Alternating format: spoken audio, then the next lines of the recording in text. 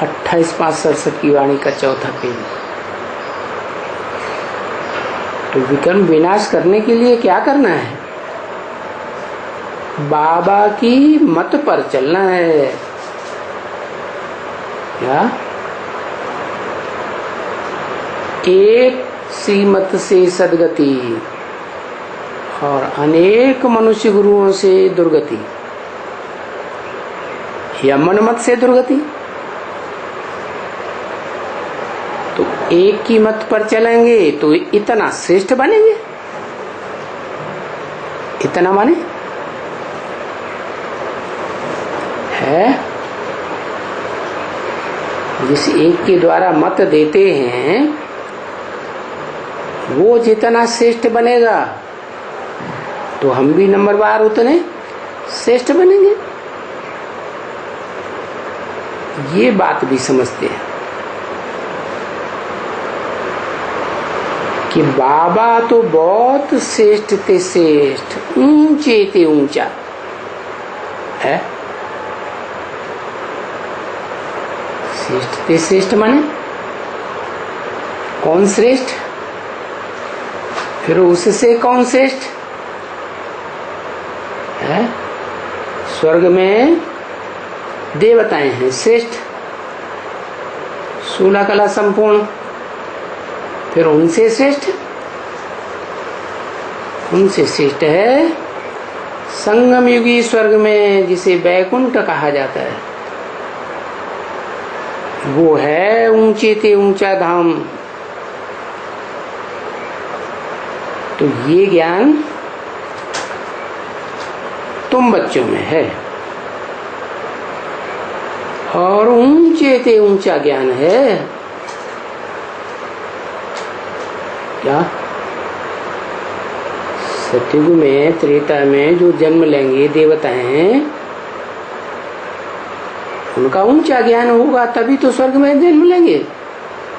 लेकिन उनसे भी ऊंचा ज्ञान तुम्हारा है। किस प्रकार ऊंचा है? जिस प्रकार ऊंचा है और जो भी है सो तो तुम जानते हो। तो दुनिया में तो और कोई जानते ही नहीं है, अभी तुम्हारी बुद्धि में है। सो भी तुम्हारी बुद्धि में तब है जब बाप बैठ करके अभी अच्छी तरह से समझाते। अच्छी तरह से माने है, जैसे बेसिक नॉलेज में सिर्फ रट्टा लगाते हैं, सुन लेते हैं, सुना देते हैं। लेकिन जब ऊंची पढ़ाई पढ़ते हैं तो उन बातों की गहराई को समझाया जाता है। तो अच्छी तरह से समझाते हैं, बुद्धि में बिठाते हैं।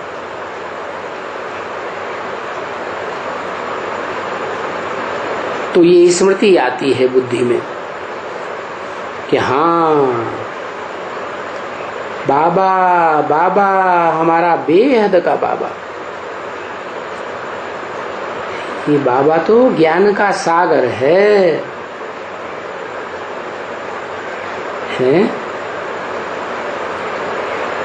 उस सागर में अथाह जल है।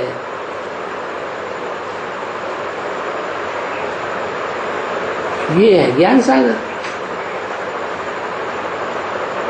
अथाह ज्ञान है। ऐसे ही है।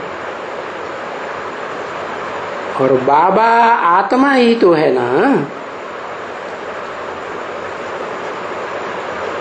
परंतु बाबा कोई देहधारी को तो नहीं कहते हैं। बाबा बाबा जब कहते हैं तो कोई देहधारी को तो नहीं कहते हो, नहीं है। तुम किसको बाबा कहते हो?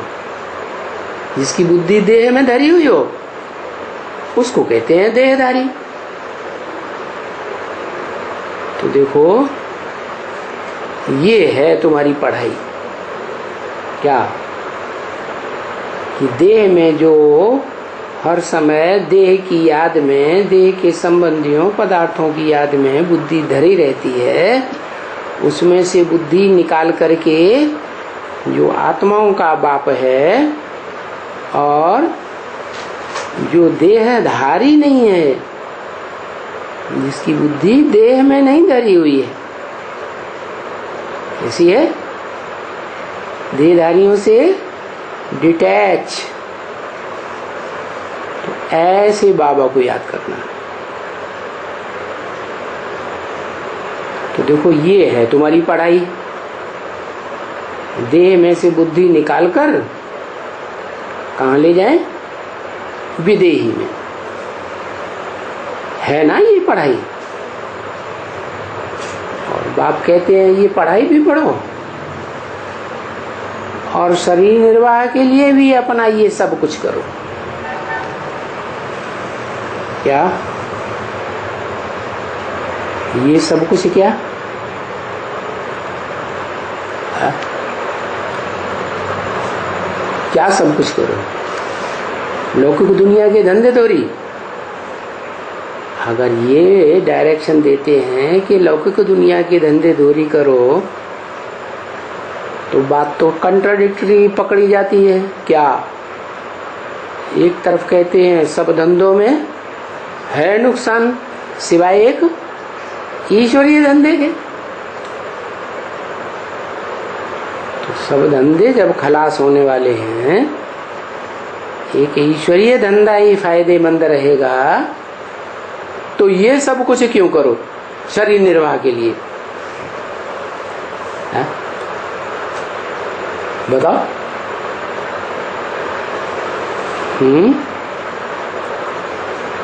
ये सब कुछ का मतलब है कि ज्ञान में भी आ गए तो ज्ञान में भी तो सिर्फ याद में थोड़े ही 24 घंटे बैठे रहेंगे। है क्या? वाचा की ज्ञान की सेवा करेंगे या नहीं करेंगे? वाइब्रेशन को सुधारने की सेवा संगठन की याद में बैठकर करेंगे या नहीं करेंगे? बाकी हाँ ये बताया कि कर्मेंद्रियों से भले कुछ सब कुछ कर्म करो, लेकिन बुद्धि मेरे में लगाओ। बाकी कुछ भी नहीं करेंगे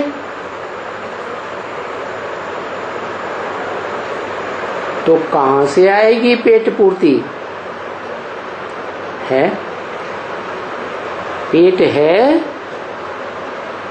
तो शरीर निर्वाह अर्थ कुछ तो करना पड़े। परंतु जो कुछ भी करते हो वो ट्रस्टी होकर के करो। ये सब कुछ बाप का है और ये भी जानते हो कि ये सब कुछ खत्म हुआ पड़ा है, सब खलास हो जाएगा, रहेगा तो नहीं ना। तो जैसे ये सब हम बाप को अर्पण कर देते हैं, तो बुद्धि में आवेगा कि हमारा कुछ भी नहीं है। है ये बोला कि याद में ज्ञान में जो बच्चे चलेंगे वो भूख नहीं मरेंगे, परंतु सेवा करेंगे या नहीं करेंगे? है और सेवा ही नहीं करेंगे तो फिर क्या होगा? भूख मरेंगे या नहीं मरेंगे? बाकी बुद्धि में रखना है हमारा कुछ भी नहीं है, हमारी तो बाबा ये देह भी नहीं है, ये देह भी अर्पण कर दी। तो ऐसे कहो बाबा हमारा ये देह भी नहीं है, इस देह से भी हमको नफरत हो गई। क्यों? है क्योंकि ये देह कई जन्मों से पाप कर्म करते करते आखिर में ये तमो प्रधान देह मिली है। तो तामसी देह मिली है तो सात्विक कर्म कराएगी या तामसी कर्म कराएगी? है, बार बार तामसी कर्म करने के लिए खींचती है। तो समझना है ये पुरानी सड़ी हुई जूती है। इस सड़ी हुई जूती को अब हमें छोड़ना है। ऐसे याद करते करते हम ये देहबान छोड़ देंगे। तो बच्ची, तुम्हारा तो अब सबसे पुरानी दुनिया से मोह टूटता जाता है ना, तो नष्ट हो वो क्या? क्यों कि सबसे मोह नष्ट हुआ पड़ा होगा, कुछ भी याद नहीं आएगा तो बाप सहज याद आएगा। ये सारी दुनिया से मोह नष्ट हो गया तो बुद्धि कहां जाएगी? सहज सहज एक बाप की याद में जाएगी। तो मोह जरूर नष्ट होगा ना। अभी बेहद में वैराग्य होता जाता है। उन सन्यासियों का तो हद का वैराग्य है, वो हद का होता है। मकान छोड़ देते हैं, धंधा दूरी दुकान छोड़ देते हैं, तो मकान दुकान का भी हद का वैराग है। तो वो वैराग पुराना है और ये नया है। तो छूट गया ना। अभी जानते हो कि नया बेहद स्वर्ग में अभी अपना मकान बनाएंगे।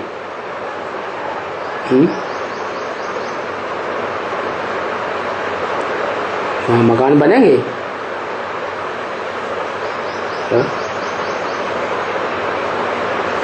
स्वर्ग में ये धंधा होगा, फिर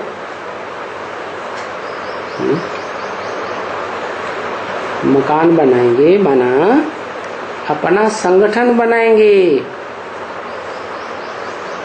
बाकी मकान वगैरह बनाना ये तो प्रकृति का काम होता है।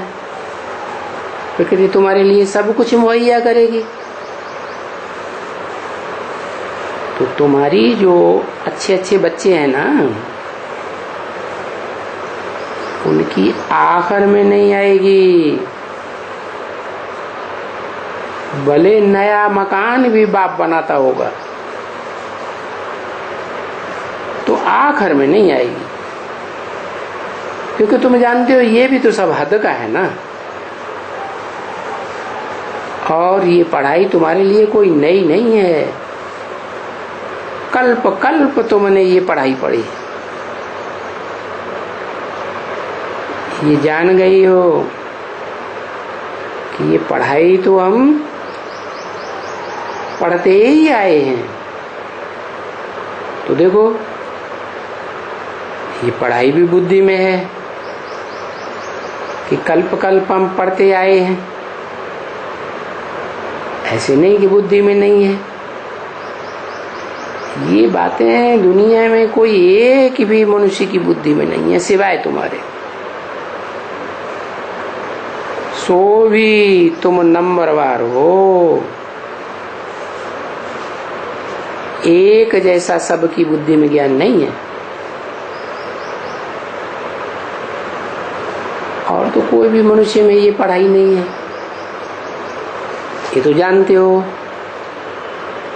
इस दुनिया में देखो कितने करोड़ों मनुष्य हैं, सिवाय तुम थोड़े से बच्चों के कोई की बुद्धि में ये पढ़ाई नहीं है। अभी तुम जानते हो कि हम आहिस्ते आहिस्ते वृद्धि को पावेंगे। ये झाड़ जो ब्राह्मणों का है, इस समय में वो वृद्धि को पाता रहता है? ब्रॉड ड्रामा में क्या होता है? दुनिया में वृद्धि होती रहती है ना, जनसंख्या बढ़ती रहती है ना, चाहे स्वर्ग हो, चाहे नरक हो, चाहे सतयुग हो, चाहे कलयुग हो, आबादी तो बढ़ती है ना। तो शूटिंग में भी क्या होगा? रिहर्सल हो रही है, तो ये तुम्हारा झाड़ भी वृद्धि को पाता रहता है और वृद्धि को पाएगा भी जरूर। कहां तक वृद्धि को पाएगा? ब्रॉड ड्रामा में कहां तक वृद्धि को पाता है?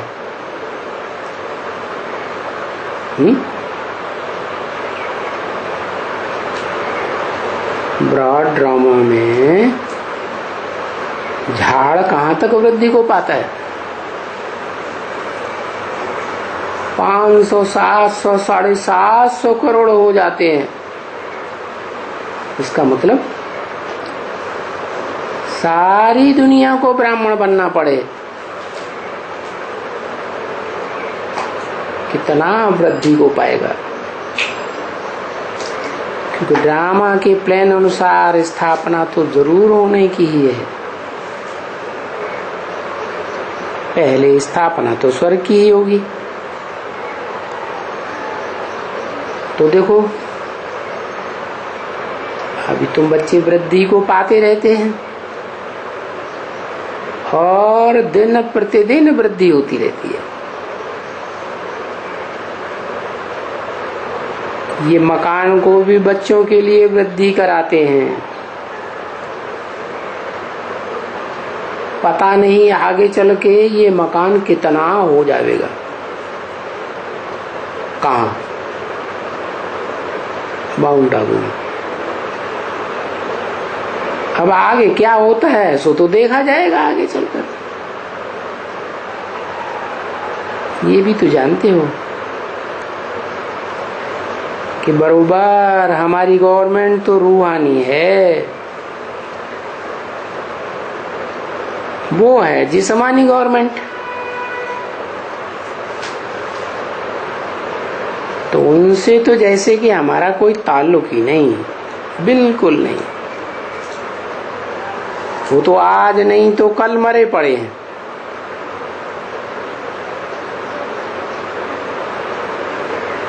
सब मरे पड़े हैं। जो कुछ भी देखते हो इन आंखों से वो सारा कब्रिस्तान होना है।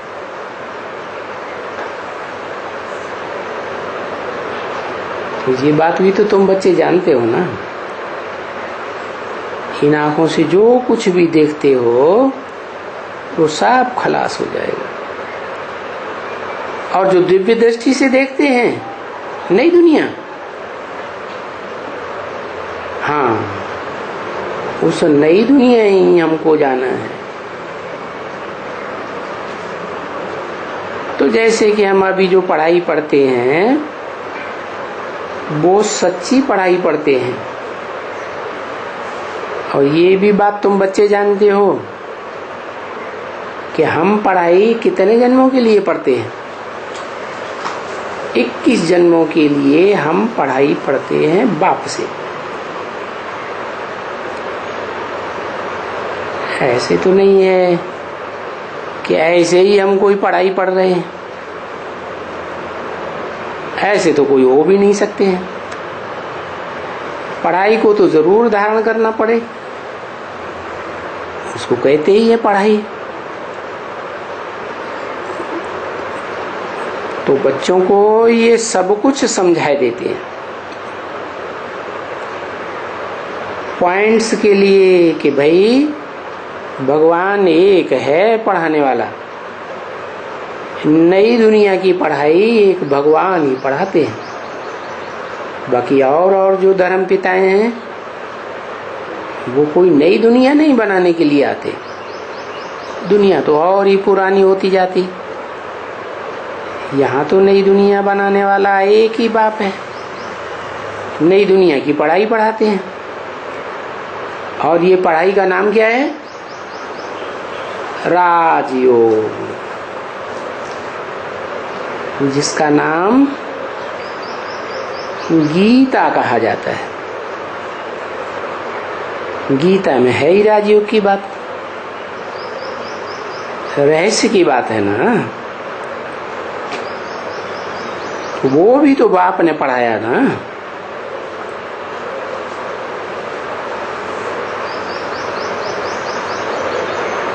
उस समय में भी लड़ाई लगी थी।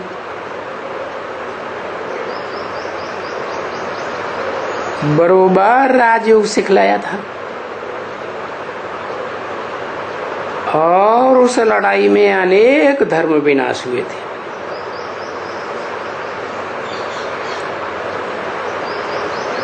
इसीलिए तो गीता में कहते हैं सर्वधर्मान परित्यज्य, सब धर्मों को छोड़ दो। सब धर्मों को छोड़ेंगे तो धर्म पिताओं को भी छोड़ना पड़े। सब धर्म खलास हो गए, एक धर्म की स्थापना हुई।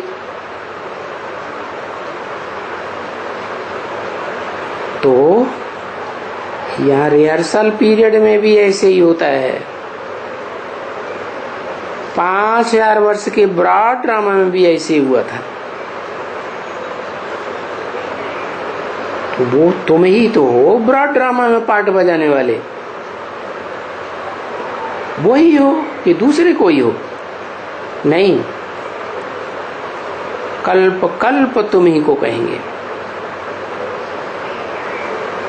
और तुम ही तो बाप के बच्चे हो ना, जो कल्प पहले कल्प कल्प पढ़ते आए हो और इस राजयोग की पढ़ाई से जन्म जन्मांतर की राजाई का वर्षा लेते आए हो।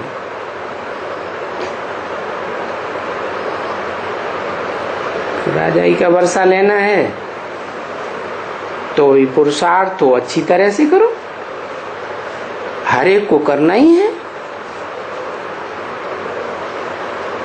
जैसे दुनिया में पढ़ाई पढ़ते हैं तो ऊंच पद पाते हैं, वो है हद की पढ़ाई, ये है बेहद की पढ़ाई। वो भी स्कूल है, ये भी स्कूल है। उसमें हद की पढ़ाई एक जन्म के लिए मर्तबा मिलता है और ये है बेहद की पढ़ाई, जन्म जन्मांतर की राजाई का बेहद का मर्तबा मिलता है। यहाँ पढ़ाते ही है बेहद का बाबा। और जानते हो कि यहाँ बेहद की शिक्षा मिलती है। क्या दुनिया में हद की शिक्षा मिलती है? हद माने देह की पढ़ाई है और यहाँ आत्मा की पढ़ाई। आत्मा के अंदर भी कितने जन्मों का क्या हिसाब किताब भरा हुआ है, क्या क्या पार्ट बजाया है। तो आत्मा के अंदर की बात बताते हैं, इसलिए इसका नाम है आध्यात्मिक पढ़ाई। अधिमाने अंदर, और वो है भौतिकवाद की पढ़ाई। पंचभूतों से जो देह बनी है उसकी पढ़ाई पढ़ाते हैं। अब देह तो विनाशी, तो पढ़ाई भी विनाशी। एक जन्म के लिए पढ़ाई पढ़ते हैं और यहाँ तो आत्मा अविनाशी, तो आत्मा की पढ़ाई भी जन्म जन्मांतर चलती है। बेहद के बाप के द्वारा तुम ये पढ़ाई पढ़ते हो बेहद की।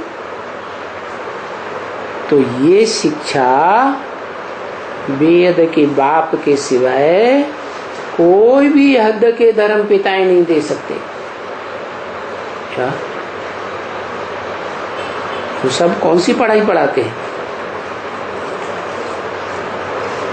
देह की पढ़ाई पढ़ाते हैं, और बाप विदेही है तो विदेही बनने की पढ़ाई पढ़ाते हैं, देह के विपरीत।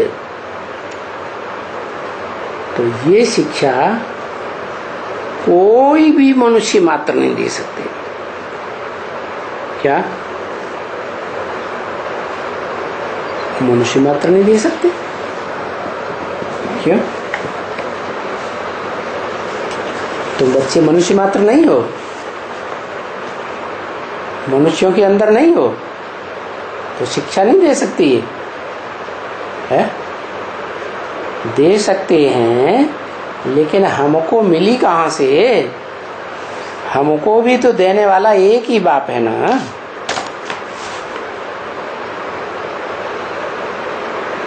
तो देखो, मनुष्यों ने तो गीता को ही खंडन कर दिया। जो गीता ज्ञान बाप आकर देते हैं, उसे ज्ञान को ही खंडन कर दिया। और वो खंडन करने वाले भी तो कौन है? मनुष्य है ना।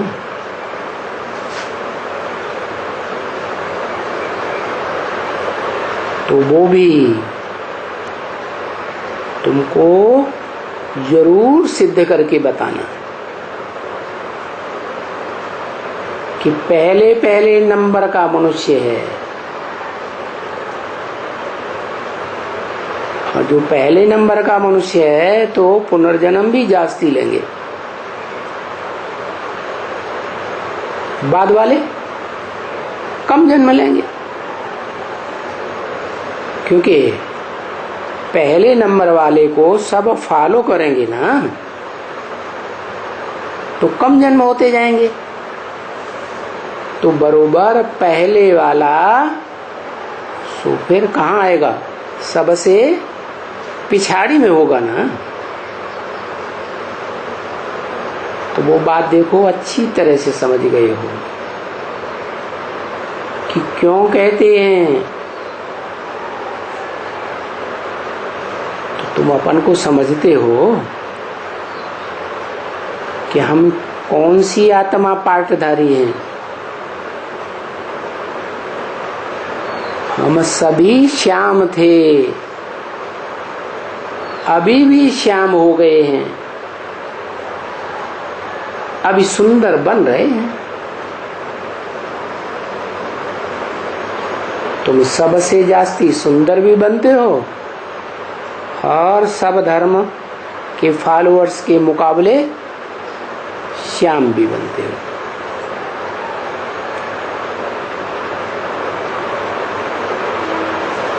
ओम शांति।